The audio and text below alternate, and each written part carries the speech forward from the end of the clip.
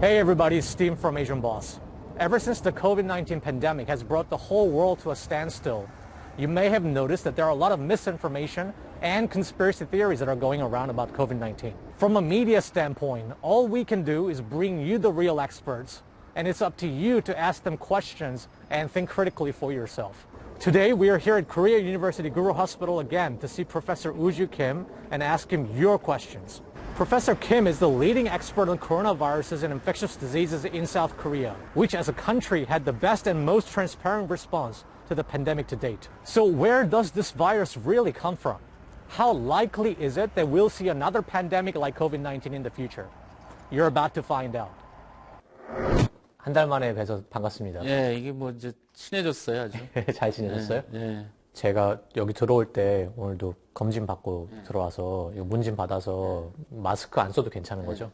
안 써도 되죠. 사람들이 자꾸 왜 마스크 안 쓰냐 인터뷰할 때 그렇게 물어봐서. 한국은 일단 지금 환자가 현저히 줄었어요. 그리고 뭐 증상이라든지 들어오실 때 증상 체크하고 그쵸. 열감지기 하고 이게 다 체크하셨잖아요. 예. 예.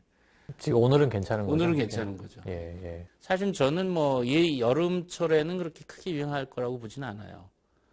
사실 그 넘어 여름 이후에 가을 9월부터 해서 기온이 쌀쌀해지면서 이 제2의 큰 유행이 많이 예상되고 있거든요. 그래서 뭐 10월, 11월에 크게 유행파가 올 거다. 그거에 대한 대비를 해야 된다. 그럼 이제 그렇게 돌아오는 건 다시 확실한 건가요, 이제? 한 8, 90%는 전 큰 유행이 가을철에 오리라고 봅니다. 그건 뭐 우리가 이제 현재 효과적인 백신도 없잖아요. 그러니까 효과적인 백신이 사용되기 전까지는 널리 사용되기 전까지는 유행이 뭐 크고 작고 끊임없이 유행하면서 인구의 60 내지 70%가 집단 면역이 형성될 때까지는 잦아들지는 않거든요. 그런 거에 대한 이제 고민을 하고 있고 나름대로 이제 그런 대안을 제시하고 있죠. 어떻게 보면 인터뷰를 시작하자마자 갑자기 안 좋은 소식으로 시작한 건데 그러면 이제는 코로나가 이제 없어지진 않는 거다. 뭐 과거에 1918년 스페인 팬데믹 상황에서도 봄에는 유행이 크질 않았는데 이제 가을에 커졌었거든요. 거기서 많은 피해가 났기 때문에 그런 전례도 있어서 지금 우리가 그런 것까지 지금 미리 감안해서 대비를 해야 된다 그 얘기죠. 많은 사람들이 아직도 궁금해하는 게 그러면 정말 이게 그 신종플루보다 진짜 10배 위험한 거 맞냐? 사망률이 10배 높은 거 맞냐? 그런 통계를 좀 업데이트된 게 있을까요? 전 세계의 확진자와 사망자를 보면은 치사율이 한 7% 정도 됩니다. 약. 근데 대한민국은 비교적 통제를 잘했는데 현재 대한민국에서는 뭐 1,800명 정도의 확진자. 그중에 사망자가 255명. 계산해보면 한 2.3% 정도 치사율이 나와요. 그러니까 전 세계의 치사율보다는 대한민국에서 리포트하는 것이 검사도 많이 했고 무증상자도 많이 진단을 했기 때문에 대한민국의 치사율이 전 세계보다 낮지만 이게 더 실제 치사율에 가까운 수치가 2.3%라고 생각할 수가 있죠. 독감 인플루엔자 같은 경우는 치사율이 이제 0.01%. 그러니까 10,000명 중에 1명 정도 사망한다 그러거든요. 많이 높긴 한 거예요. 10배 정도 높은 건 여전히 코로나19가 10배 정도 인플루엔자보다 치사율은 높다라는 건 사실이라고 할 수가 있죠.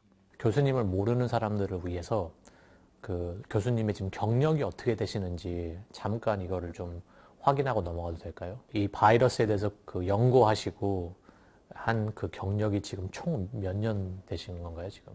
지금 이제 감염병 전문의로 시작한 건 1990년이니까 30년 됐습니다. 제가 이제 뭐 30년을 하다 보니까 감염병에 대한 뭐 에이즈, 결핵, 말라리아, 뭐 장티푸스, 뭐 홍역, 또 그다음에 뭐 인플루엔자. 제가 물론 인플루엔자하고 호흡기 바이러스를 주로 전공을 했습니다. 그래서 우리나라의 인플루엔자 발생이나 역학이나 임상 치료, 뭐 백신 프로그램, 인플루엔자 백신 개발에도 참여했고 정부의 이제 감염병 유행에 있을 때마다 자문을 했는데 대표적으로 2003년 사스, 또 2004년 이후에 에비안 인플루엔자에 대한 아웃브레이크, 그다음 팬데믹, 뭐 2009년 H1N1 멕시코에서 시작한 스웨인 인플루엔자 팬데믹 상황에도 제가 백신 개발이라든지 타미플루 사용이라든지 정부 자문에 이제 깊숙이 관여했고, 그 이후에 이제 2015년에 이제 대한민국에서 머스 코로나 바이러스 아웃브레이크 크게 있었어요. 그러니까 딱 5년 전이죠, 지금으로부터. 그때 이제 코리안 소사이어티 오브 인펙셔스 디지즈에 이제 프레지던트를 하고 있었어요. 그런데 이제 그때 당시 이제 정부에서 머스 래피드 리스폰스 팀장이라고 해서 국무총리 스페셜 어드바이저 이런 것들을 하면서 이제 그때 당시 이제 메르스 통제를 2개월 만에 이제 끝내는데 주도적으로 관여를 했죠. 제가 이제 30년이 된 올해 이제 코로나19 유행 상황을 맞닥뜨렸는데, 이제 제가 이제 쭉 여러 그 신종합병 유행을 겪으면서 올바른 정보 전달하는 게 상당히 쉽지 않다. 2015년 메르스 때도 루머가 많았고, 그로 인해서 이제 인포데믹이 그때도 많았거든요. 제가 그때 결심한 것은 다음에 신종합병 유행이 오면은 일반 국민에게 올바른 정보를 전달하는 리스크 커뮤니케이션 하자. 그런 결심을 했었고, 사실은 이 바이러스로 인한 위협보다도 이 잘못된 뉴스와 루머와 그 근거 없는 소문에 의해서 많은 사람이 더 고통을 받는 상황이 된 거예요, 어떻게 보면. 이게 좀 뜬금없는 질문일 수도 있는데, 교수님께서 뭐 중국 정부의 도움을 받거나 어떤 그런 이해관계가 있으신 건 아닌 거죠? 예, 이해관계는 없습니다. 저는 뭐 이제 시니어 닥터이기 때문에 이제 뭐 정년을 몇 년 앞두고 있는데, 그러면 뭐 예를 들어서 WHO라든지 뭐 그런 데서도 없습니다. 예. 어떻게 보면 굉장히 그냥 중립적인 입장이라고 봐도 되는 거죠? 그렇죠. 제가 이제 국민들한테도 올바른 정보를 전달하지만 지금 대한민국 정부가 코로나19 방역을 올바로 하고 있는지도 제가 비판을 하거든요. 지금 뭐 아시안 보스하고 인터뷰하는 것도 어떤 정부나 어떤 기관과 이해관계 없이 과학적인 객관적인 근거로 얘기하고 있는 것입니다. 이 질문을 지금 드리는 이유는 정말 지금 많은 음모론이 굉장히 많이 돌고 있다는 사실은 아시나요? 알고 있죠. 그렇다면 이제 이 대표적인 음모론으로 이 코로나 바이러스, 그리고 전문적인 그 바이러스 용어가 뭐 사스코비2가 도대체 어디서 온 건지, 여기에 대해서 정말 다양한 그런 음모론이 있잖아요. 그렇죠. 뭐 저희가 들은 바로는 뭐 이게 뭐 생물학 무기로서 중국이 만들어낸 거다. 어떤 랩에서. 네. 아니면 뭐 이게 빌 게이츠가 만들어낸 거라든지 이런 얘기들이 자꾸 들리니까 네.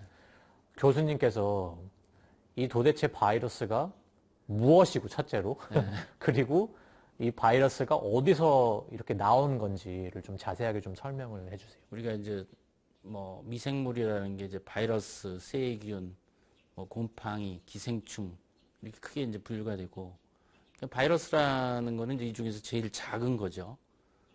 우리가 이제 뭐 바이러스 특징하면 육안으로도 안 보이고 그냥 일반 현미경도 안 보이고 전자 현미경으로 봐야지만이 보인다. 가장 작은 생물체다. 세포라고 보면 돼요. 세포라고 볼 수가 있죠. 그러니까 이걸 뭐 생물로도 볼 수 있고 무생물로도 볼 수가 있는데, 그러니까 우리가 뭐 줄자로 하면 1mm가 가장 작은 단위잖아요. 우리가 육안으로 보기에는.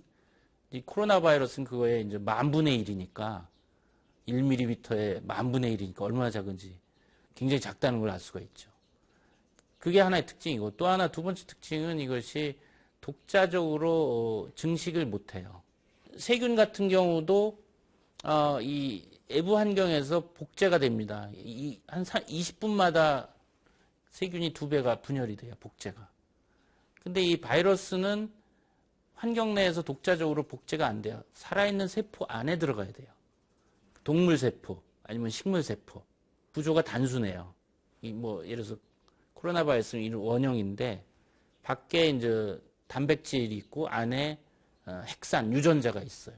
근데 이 바이러스가 우리 뭐 코로나19 같은 경우 기침재채기 하면 코로 해서 호흡기 세포에 들어가서 그러니까 인체 세포 안에 들어가서 철저히 인체 세포의 에너지라든지 자원을 활용해서 그 안에서 이제 수만 마리 바이러스로 복제가 돼요. 그러니까 동물 세포 안에서 이용해서 이제 복제가 되는 거죠. 그럼 그 바이러스가 처음에 어디서 나오는 건데요? 사스코비2라고 하는 코로나19 원인 바이러스는 지금 이제 과학적으로 다 입증이 됐죠. 이게 박쥐에서 왔다. 박쥐의 코로나 바이러스와 그 유전자 염기 서열이 96%가 동일하다는 것이 이미 밝혀졌어요. 이제 중간에 어떤 숙주를 거치면서 그 4% 정도가 차이가 생긴 거죠.